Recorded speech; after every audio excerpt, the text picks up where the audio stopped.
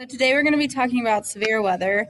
So the first topic that I will talk about are thunderstorms. So thunderstorms are produced when there's a lot of warm and instability in the air. In the U.S., the area with the most thunderstorms annually is in Florida and the Eastern Gulf. So the Colorado Rockies also has the next highest amount. So in a thunderstorm, there are three stages of development. So there's a cumulus stage, the mature stage, and the dissipating stage. And the cumulus stage is basically the beginning.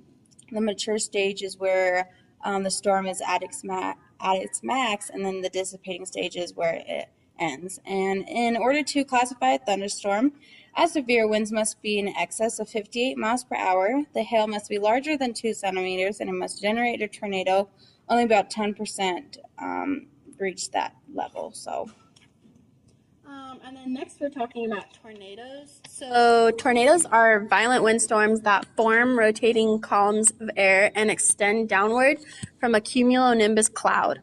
The visible part of a tornado is called the funnel. And an important precondition is a mesocyclone, which is a vertical cylinder of rotating air that develops in the updraft. After this, a wall cloud forms and then a funnel cloud. A tornado is measured by the enhanced Fujita scale, also known as the EF scale. It measures strength, size, and duration. So to go along with the EF scale, there are estimated wind speeds. For the EF0, it's 65 to 85 miles per hour, and the damage is little. For the EF1, it's minor damage with 86 to 100 miles per hour. The EF3 is where the roof's entirely gone, and the wind speeds are 111 to 135. And EF3 is where the walls are collapsing, and the wind speed is 136 to 165 miles per hour.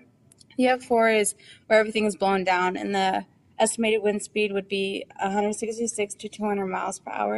And then EF5 is where everything is blown away and it's 200 plus miles per hour.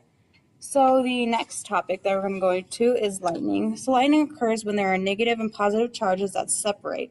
The purpose of lightning is to balance out these charges. The most common type of lightning is sheet lightning. These strike within or between clouds. The other form is called cloud-to-ground lightning. This type is an electric discharge between a cloud and Earth's surface. So there's components of a lightning strike. So the flash is the total discharge, while the stroke is the individual components. And lastly are hurricanes. Hurricanes are a tropical disturbance that form hurricanes, and they must be a large quantity of warm, moist air that has a continuous supply to keep it going.